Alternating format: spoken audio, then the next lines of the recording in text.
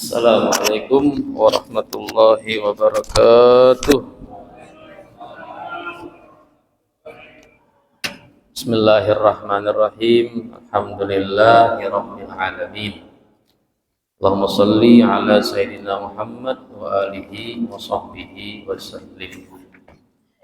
Qala al-musannif Syekh al-Imam al-Muhaddis Yusuf bin Ismail an-Nabhani rahimahullah ta'ala wa nafa'ana bihi wa bi ulumihi wa bi ulumikum wa bi ulumi sa'irin salihina radhiyallahu anhu wa anhum ila an qala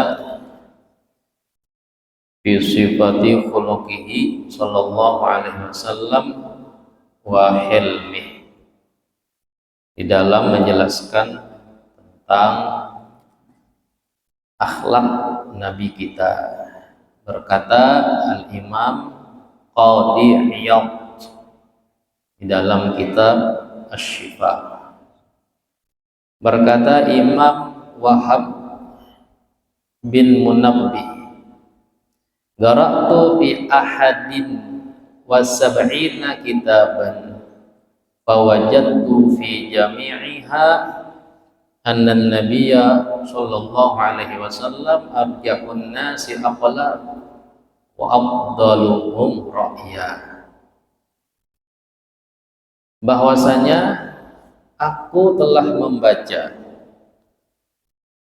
sebanyak 71 kitab.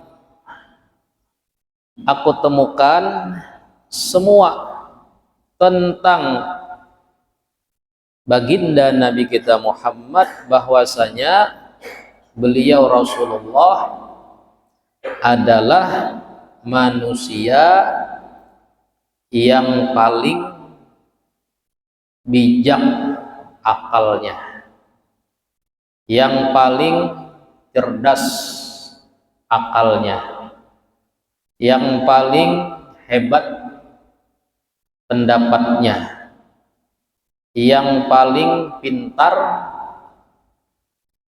daripada segala apa yang beliau ucapkan, lakukan, semuanya dibatas daripada perbuatan, akal, pendapat semua manusia yang ada di muka bumi.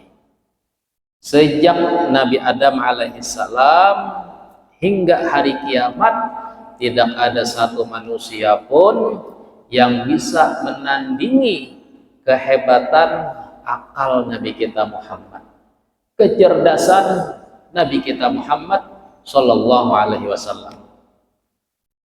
Nah, artinya kesempurnaan, ya, ada kawa dilawan. Oleh karenanya, bila kita membaca hadis Nabi, akal kita yang mungkin kada sampai, lain agama Islam yang salah. Agama Islam bersumber daripada Al-Quran yang dijelaskan untuk kita amalkan. Bagaimana caranya? Tidak berlebihan, tidak kurang, dengan cara yang paling pas, paling tepat, paling seimbang, paling moderat. Oleh karena itu semua yang mengajarkan daripada kecerdasan akal Nabi kita Muhammad sallallahu alaihi wasallam. Jadi 71 kitab itu kitab yang bahari. Arti bahari itu kitab yang pernah ditemukan sebelum Al-Quran, ya. Jadi beberapa mungkin lembaran-lembaran kitab Zabur, Taurat, Injil, beberapa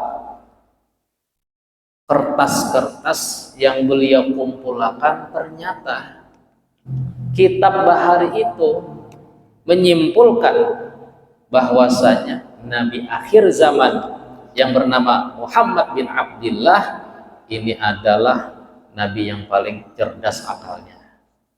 Bukan nabi-nabi yang sebelumnya, bukan rasul-rasul yang sebelumnya, tapi Nabi kita Muhammad, Nabi akhir zaman sallallahu alaihi wasallam.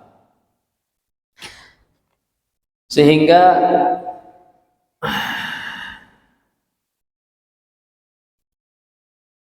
dikatakan bahwasanya kehebatan akal Nabi kita Muhammad, kecerdasannya itu dibandingkan semua akal manusia, ya, semua akal manusia ini itu seperti satu biji pasir, satu butir pasirnya yang ada di gurun Sahara. Ibarat lautan tuh setetes saja akal semua manusia kalau mau dibandingkan dengan akalnya Nabi Muhammad, kepintarannya Nabi Muhammad. Nah, ini luar biasa Nabi kita.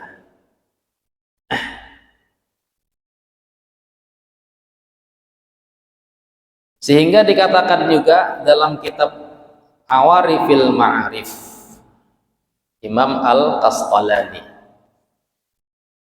akal itu ada 100 bagian. Tis'atun wa tis'una fin Nabi sallallahu alaihi wasallam. 99 bagian itu ada di akalnya Rasulullah. 99. Wa juz'un bisa iril mukminin, dan satu bagian dibagi kepada semua orang-orang beriman. Artinya orang kada beriman itu sebujurnya kada bakal, sebujurnya. Dalilnya apa? Dalam surah Al-Mulk, walaupun na'kil walaupun nasma'u na'kil ma kunna min ashabis sa'ir. Ya, orang kafir berkata di hari kiamat, seandainya kami hakun mendengar dan memikirkan, ya, walau waqalu, mereka mengatakan, orang kafir yang masuk neraka, lau kunna nasma' au na'kil ma kunna min ashabis sa'ir. Ayat 10 Tabarok. Ini yang masuk neraka orang kafir yang semuanya dulu dikenal ketika hidup sebagai ilmuwan, sebagai penemu, sebagai profesor, sebagai hebat-hebat tuh. Ketika mereka masuk neraka, mereka mengatakan, kata Allah, seandainya kami mendengar dan berakal, ya, diisi akal, maka kami tidak akan menjadi penghuni neraka sa'ir. Menunjukkan orang kafir yang masuk neraka sadar ternyata kita di dunia kada berakal. Orang yang berakal adalah orang yang beriman. Ini sebujurnya akal, cerdas. Ternyata semua orang beriman itu akalnya hanya satu bagian saja daripada 100 bagian yang Allah berikan. 99 kecerdasan itu ada di akalnya Nabi kita Muhammad sallallahu alaihi wasallam. Luar biasa. Maka coba kita perhatikan, ketika Nabi kita diutus di bangsa Arab, mereka itu orang yang buas, orang yang kejam, jahat, kebiasaan yang kaku, ya. Terus Nabi kita diutus berdakwah dengan mereka. Nabi kita bisa bersabar, bisa bertahan dari semua gangguan, diancam bahkan mau dibunuh, berbagai macam teror, ancaman, gangguan, cacian. Bahkan Nabi kita ibadah, sholat di depan Baitullah, diletakkan kotoran onta. Ketika sujud diandak tahi onta di pundaknya Nabi.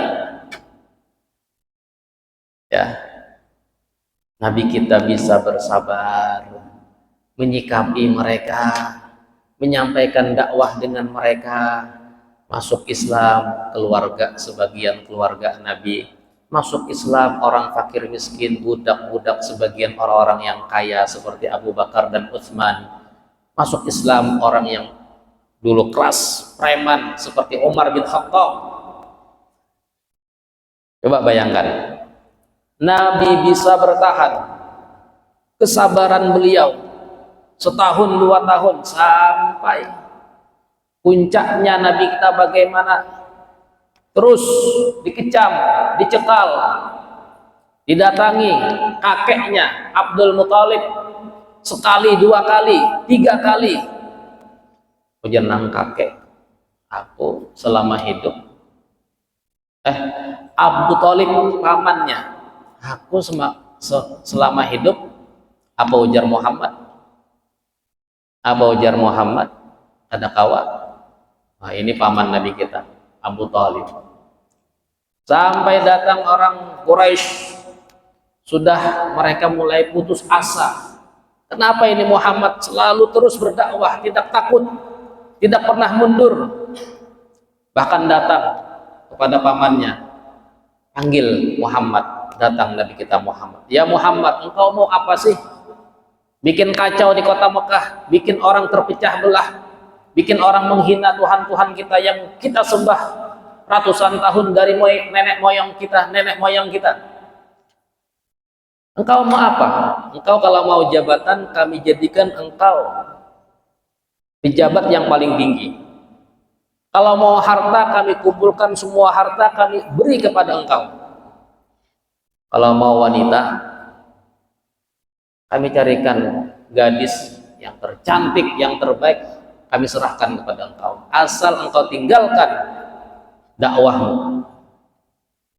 Nah, Nabi kita bagaimana beliau menyikapi hal yang demikian.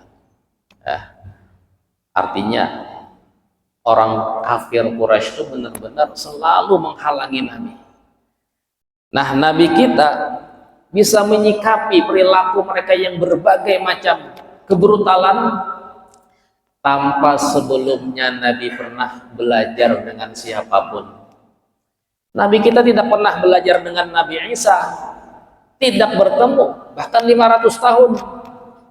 Nabi kita lahir sebagai anak yatim, ya, kemudian diasuh, kemudian sempat mengembala kambing, masa remaja berdagang, umur 40 tahun diutus menjadi nabi, bisa menyikapi keadaan yang begitu susah untuk diselamatkan. Kata ulama, ini menunjukkan Allah telah memberikan kesempurnaan akal kepada Nabi Muhammad, kecerdasan akal Nabi Muhammad, bagaimana untuk menyikapi keadaan bermasyarakat. Allah yang memberikan akal yang begitu besar sehingga kawan. Nah, kita ini ada kawan karena akal kita ini satu bagian aja. Kita ini ya orang lain Pak Haji gitu, hati gerundum sudah. Kenapa kada mau Pak Haji nih jar? Aku tolak haji, lapah bana bahari. Akal ini kada kau menyikapi, kada kau santai. Apalagi masalah yang lebih daripada itu. Nah, akal nih mau dikia buntu menghadapi, padahal. Nah, itulah akal kita. Kita kada kawa membayangkan disambati orang aja, hamok kita bakal lahian, hilang akal kita.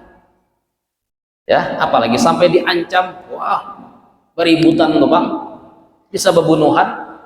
Akal kita memang satu bagian lemah.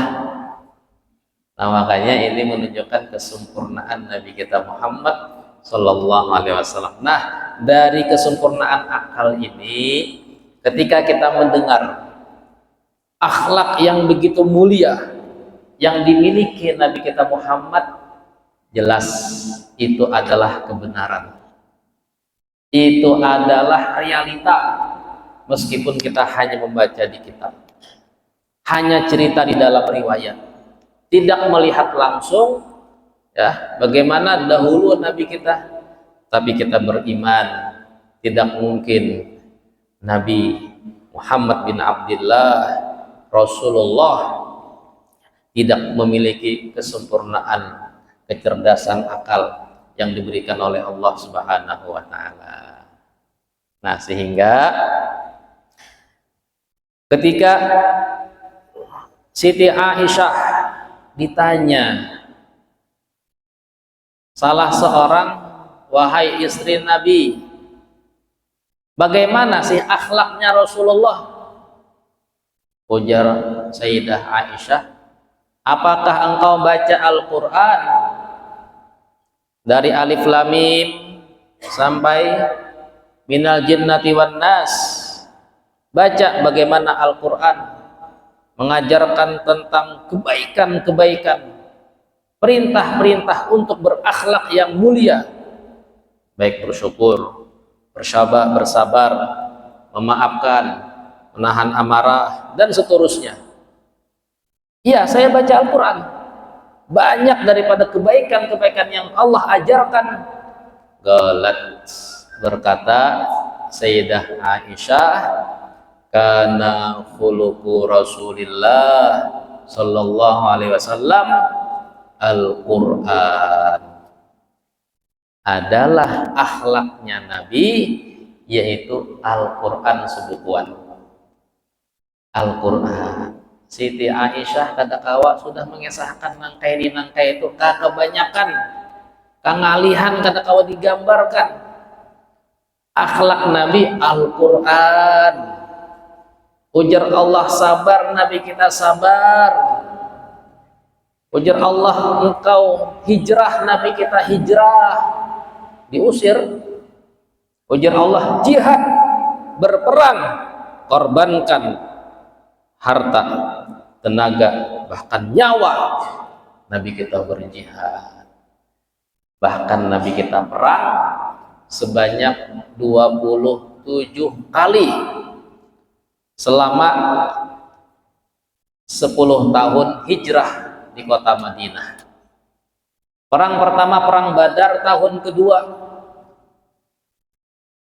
Kalaunya 27 dibagi 10, Nabi kita berperang setahun kurang lebih 3 kali. Ujar Siti Aisyah, akhlak Nabi itu Al-Quran. Habis kisah.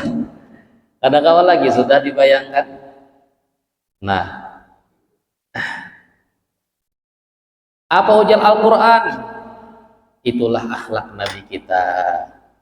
Khudil afwa, maafkan. Nabi kita memaafkan. Perintah yang baik, Nabi kita perintahkan yang baik. Jangan dilawani orang jahil, Nabi kita berdiam. Papaling, akhirnya sudah. Nabi kita ada banyak artinya mahwal. Meskipun orang salah, Haji Sidin sudah, ini orang gak ada paham. Jauh Sidin. Ujar Allah adil, Nabi kita adil. Ujar Allah Ta'ala luar biasa. Al-Quran adalah akhlak Nabi kita Muhammad Sallallahu Alaihi Wasallam. Oleh karenanya Nabi kita mengatakan, bu'istu liutammima makarimal akhlak. Aku diutus untuk memperbaiki akhlak. Karena beliau ini spesialis, doktornya akhlak. Siapa yang mengajari? Allah Ta'ala. Addabani Rabbi fa ahsana ta'dibi. Allah telah mendidik aku dengan Al-Quran. Allah berikan aku akal untuk menerima, beriman. Aku gawi Al-Quran semuanya. Terbina akhlakku dengan baik, maka aku diutus sebagai Rasul untuk mendidik manusia supaya berakhlak yang baik. Nah, ini tugas Nabi kita. Men kita paham, lanjutkan tugas Nabi kita Muhammad ini untuk mendidik umat menjadi umat yang berakhlak. Sedangkan akhlak yang baik sumbernya akal. Akalnya di mana supaya baik? Ilmu. Nah, itu ulang. Bila akal nih hakun mendengar ilmu. Akal Nabi kita sudah cerdas. Ilmunya mana? Al-Quran. Datang wahyu. Jibril yang membawa. Ditalkin sama Jibril. Dihafal sama Nabi kita Muhammad. Digawi, diamalkan. Tuh. Jadi bila orang itu semakin ngaji, semakin belajar, semakin baca kitab, akal semakin cerdas, semakin bijak, semakin banyak ilmu yang dibaca, kitab yang dipahami semakin luar biasa. Ya, luar biasa. Seperti mana Nabi kita Muhammad sallallahu alaihi wasallam bisa menyikapi siapapun. Di hadapan orang yang sombong, Nabi kita bisa menyikapi. Di hadapan orang yang pemarah, Nabi kita bisa. Di hadapan orang yang hasud, Nabi kita bisa menghadapi. Di hadapan orang yang kaya, miskin, siapapun semuanya beres di hadapan Rasulullah SAW. Begitu juga kalau kita mau menjadikan akal kita ini dengan ilmu. Kita amalkan, ya, kita ambil, maka lihat bagaimana orang itu melihat, ujarnya dasar sidin luar biasa.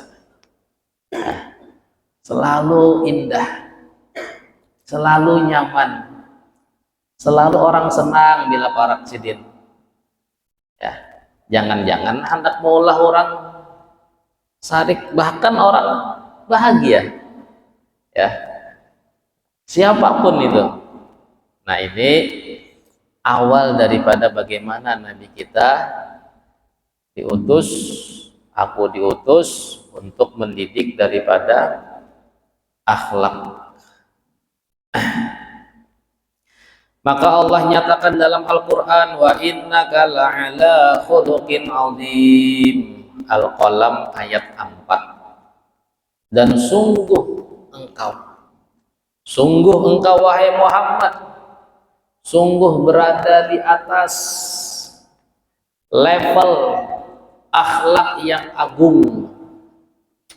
Nah, ini Allah sifatkan. Akhlak itu dikatakan ada 3. Akhlak khuluqun hasan. Yang pertama, akhlak baik itu bila orang berbuat baik dibalas baik, bisa membalas budi itu bisa. Nah, itu orang berakhlak. Paham ada melupakan kebaikan orang, itu orang berakhlak berarti. Tahu diri baik. Yang kedua, khuluq karim, akhlak mulia. Pertama khuluq hasan, yang kedua khuluq karim. Karim itu orang berbuat baik, dia balas lebih daripada kebaikan orang. Kalau hasan sama, orang memberi, dia beri, ya sekiranya samalah. Inggih sasamaannya toh. Orang tuh, ya, orang mantari wadai, diantari juga wadai ibaratnya nih. Ibaratnya orang pernah memberi, diingatnya barinya juga.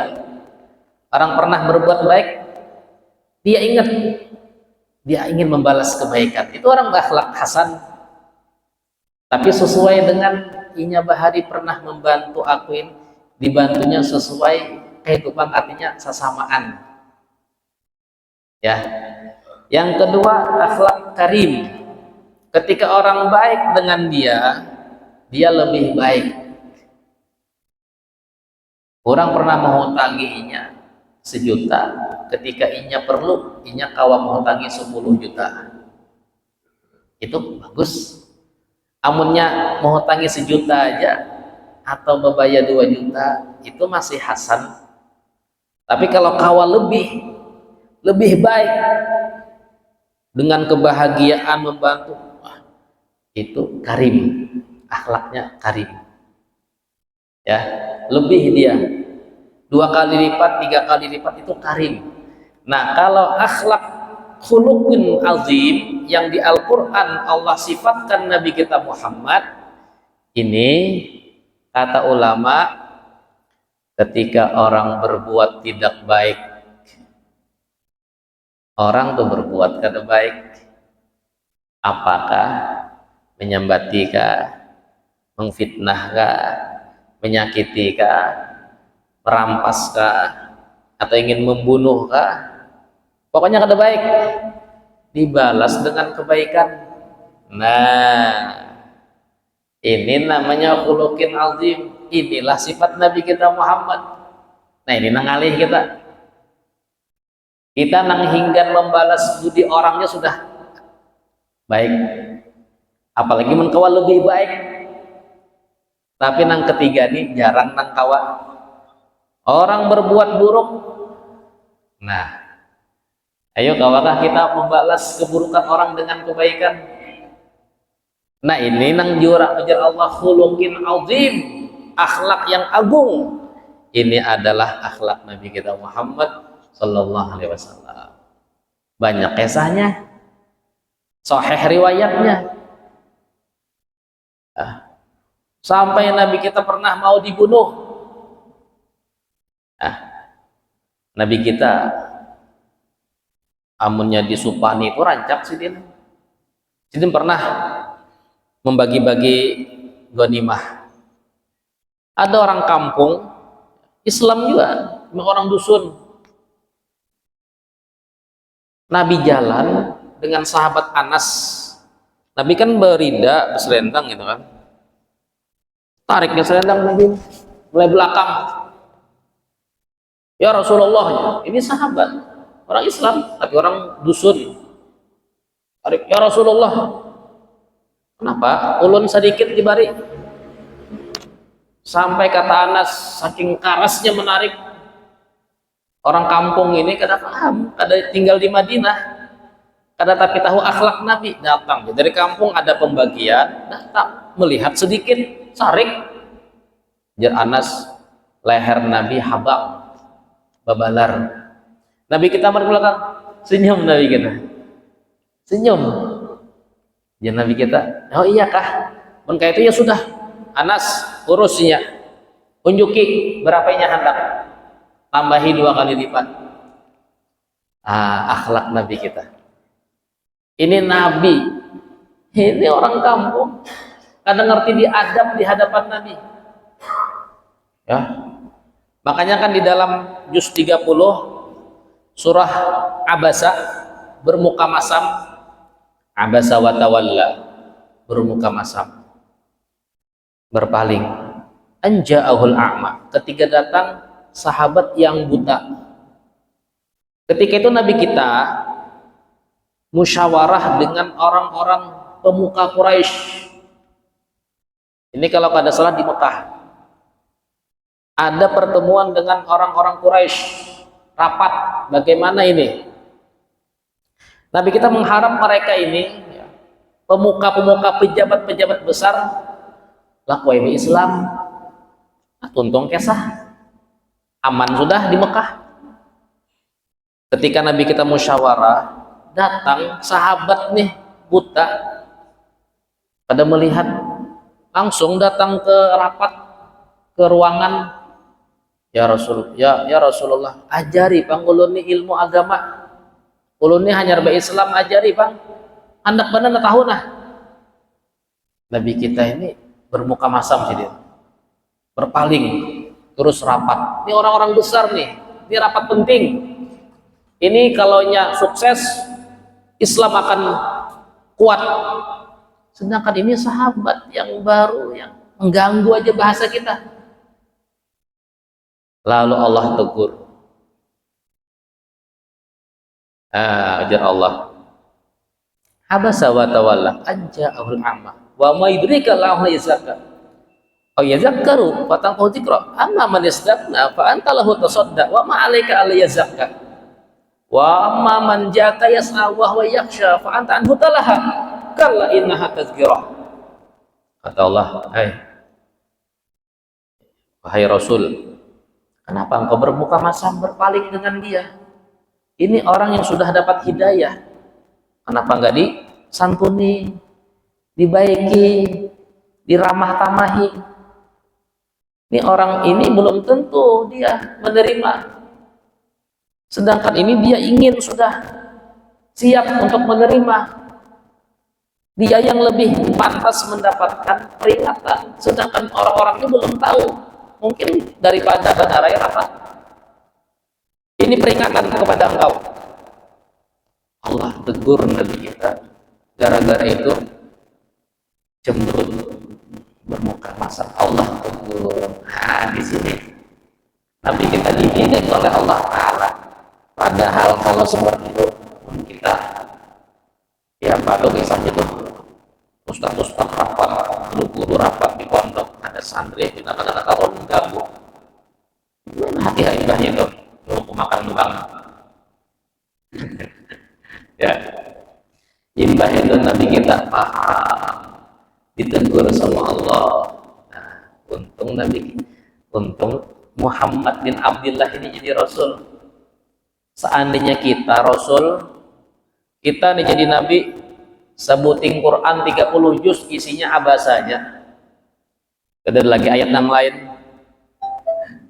Karena kita ini sedikit-sedikit marah, sedikit-sedikit sarik, sedikit-sedikit bermuka masam. Padahal masalahnya ada sepenting Nabi kita Sallallahu Alaihi Wasallam. Nah, mudah-mudahan kita semuanya semakin mengenal betapa agungnya dan besarnya akhlak Nabi kita Muhammad SAW yang dididik langsung oleh Allah Subhanahu wa Ta'ala.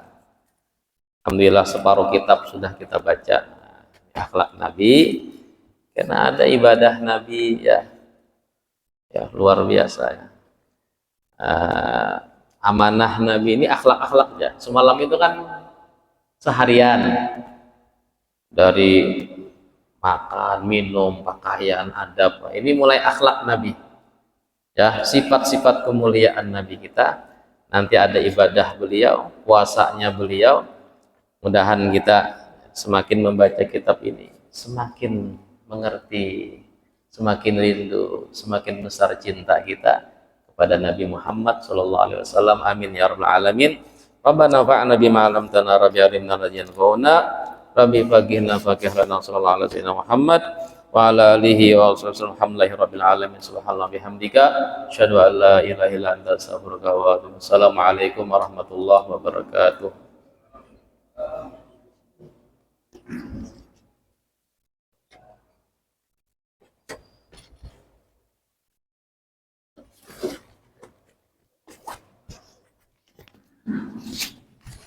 Allah